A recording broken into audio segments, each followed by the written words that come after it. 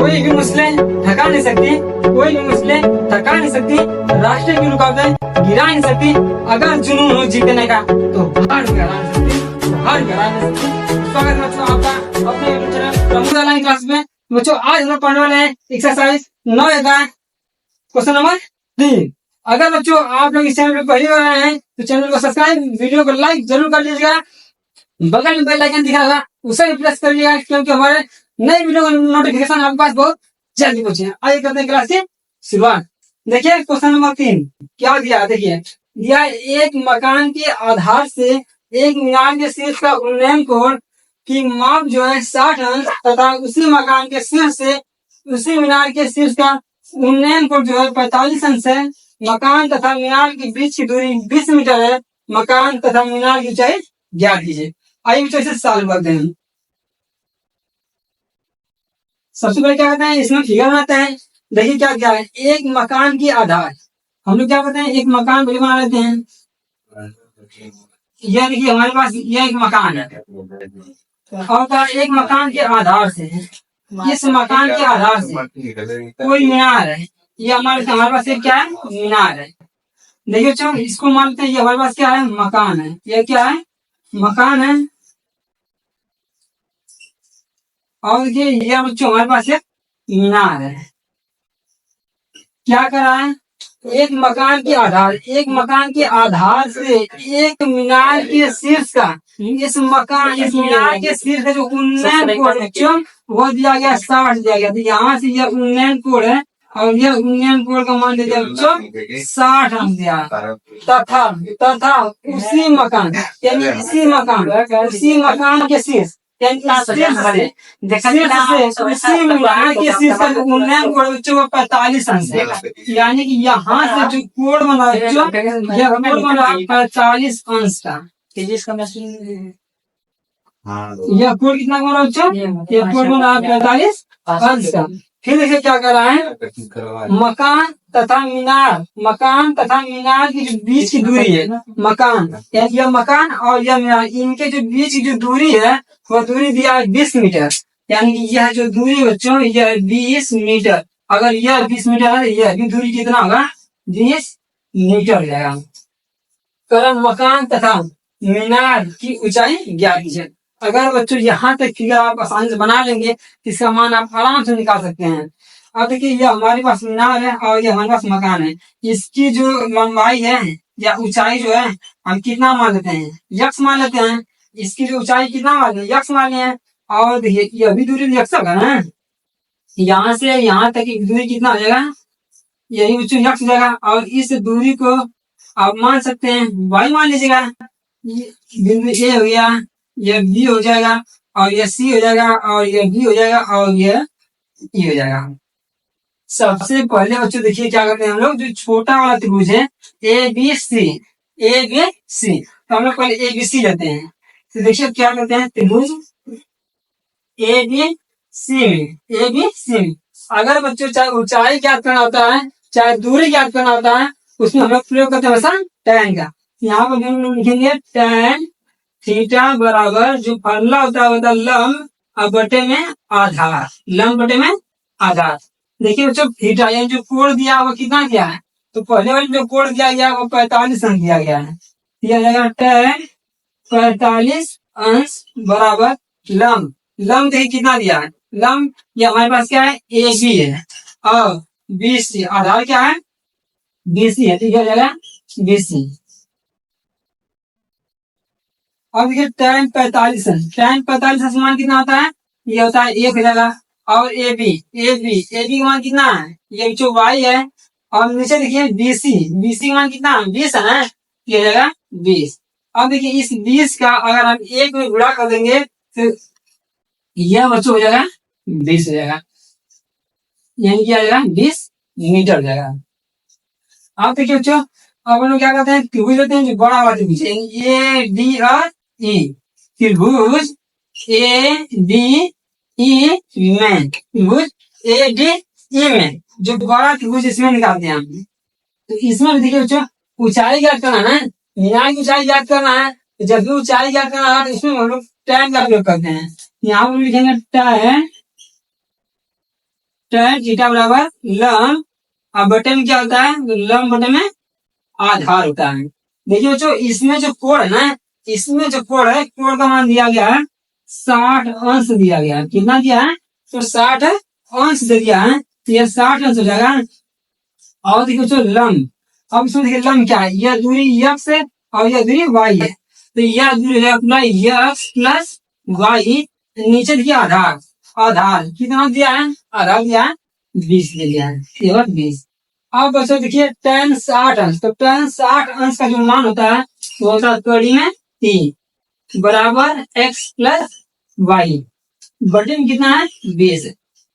अब देखिए यह जो 20 है यहाँ भाग के रूप में है, जब यह 20 अगर इधर जाएगा यह गुणा के रूप में होगा, अर्थात हम लिख सकते हैं x प्लस y बराबर 20 कड़ी में 3। और बच्चों देखिए y का मान कितना है, तो y का जो मान आया है वो आया 20, तो हम क्या लिखेंगे x प्लस y की जगह लिखेंगे 20 बराबर, यह कितना है 20 है इंटू, ये देखिए कड़ी में 3 दिया गया, और कड़ी में जो 3 होता है ना, इसका मान होता है 1.732 होता है।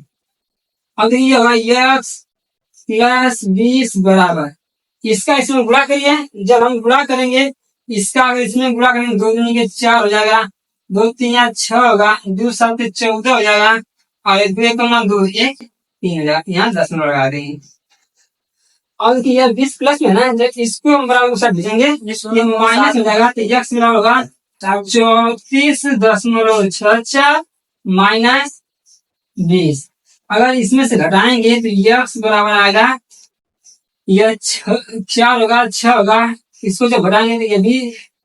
अब देखिए बच्चों, अगर 30 में से 20 घटाएंगे, जब आप 30 में से 34 है ना, 34 में से हम क्या करते हैं, अगर 20 घटाएंगे ये आएगा 14 हो जाएगा, और यहाँ पर हो जाएगा 10 होगा।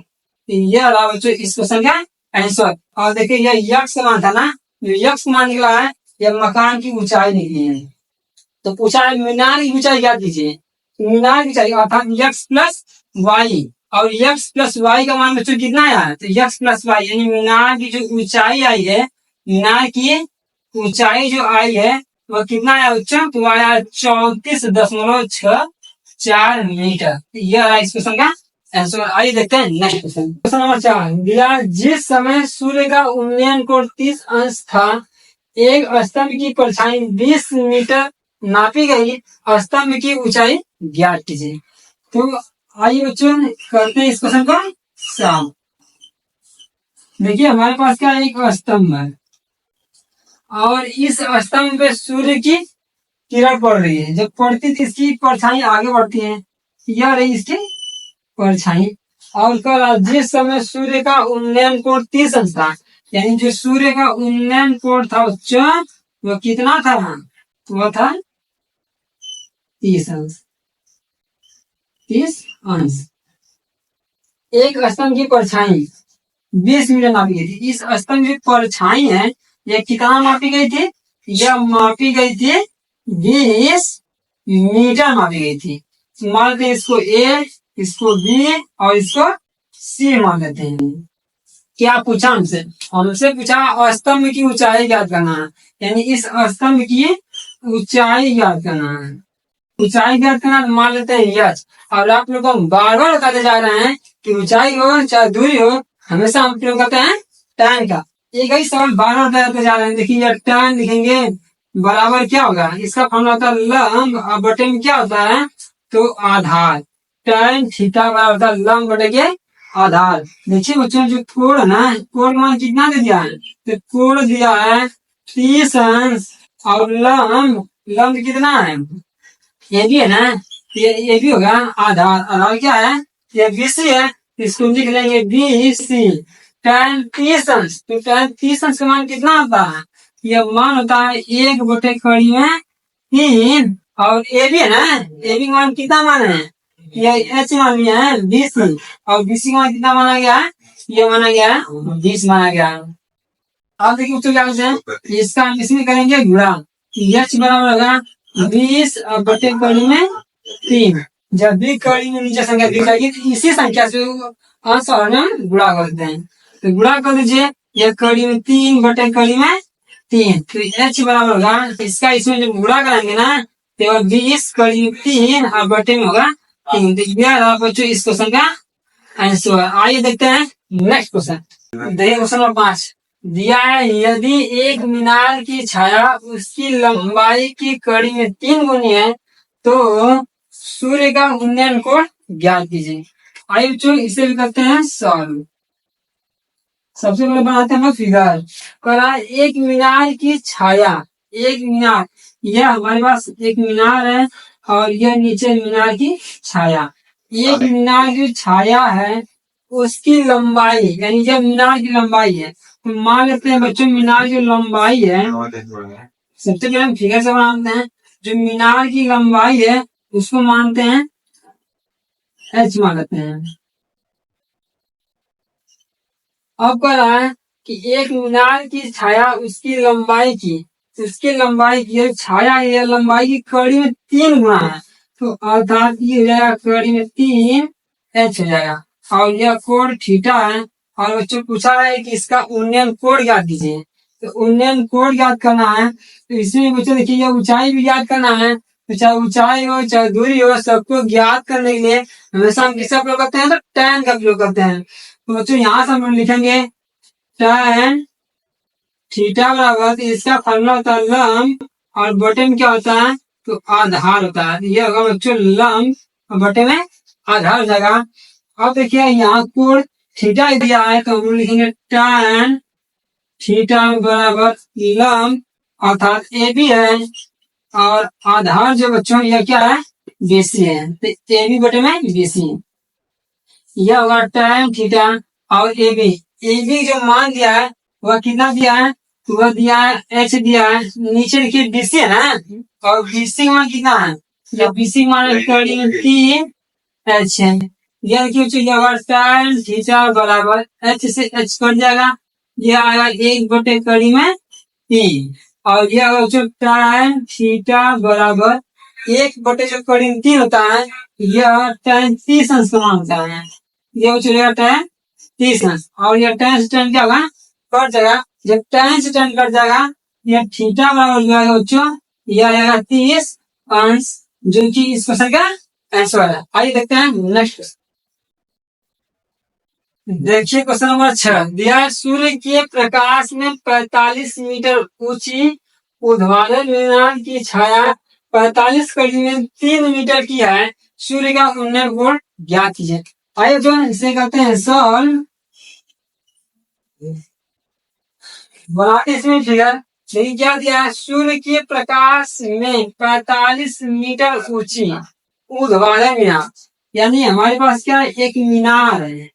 क्या बच्चों, एक मीनार है और इस मीनार की जो ऊंचाई है ना वो बच्चों 45 मीटर है। अब आगे क्या कर रहा है, मीनार की छाया 45 कड़ी में 3 मीटर है। इस मीनार की बच्चों नीचे छाया पड़ रही है जिसका मान 45 कड़ी में 3। अब इसको हम मिला लेते हैं। यह बच्चों का ए और यह हो जाएगा बी और यह हो जाएगा सी। अब क्या करा, सूर्य का उन्नयन कोण ज्ञात करना, उन्नयन कोण अर्थात थीटा का मान ज्ञात करना। अब बच्चों इसमें कोण निकालना है, प्रयोग करेंगे किसका, tan का। यह होगा tan थीटा बराबर क्या होता है बच्चों, इसका फॉर्मूला होता है लंब बटे के आधार होता है, लंब बटे में आधार होगा। यह देखिए यह tan थीटा बराबर लंब, यही लंब है और देखिए लंब कितना दिया है, यह दिया 45 दिया है, नीचे दिया आधार, आधार दिया 45 कड़ी में 3 है, तो कड़ी में 3। यह देखिए 45 बदल से होगा कट जाएगा और यहाँ से होगा tan थीटा बराबर 1 बटे कड़ी में 3 और यह बच्चों यह tan थीटा बराबर और 1 बटे जो कड़ी में 3 होता है यह tan 30 अंश मानता है। तो tan 30 अंश और tan से tan क्या होगा बच्चों, कट जाएगा, तो थीटा बराबर आ जाएगा 30 अंश, जो कि इस क्वेश्चन का आंसर है। तो बच्चों हमें उम्मीद है कि आप लोग को यह सभी क्वेश्चन अच्छे समझ में आ रहे होंगे। अगर यह सब क्वेश्चन अच्छे समझ में आ रहे हैं वीडियो को ज्यादा से ज्यादा लोगों के पास शेयर करिए और चैनल को सब्सक्राइब करना मत भूलिए बच्चों। मिलते हैं नेक्स्ट वीडियो में नेक्स्ट क्वेश्चन के साथ।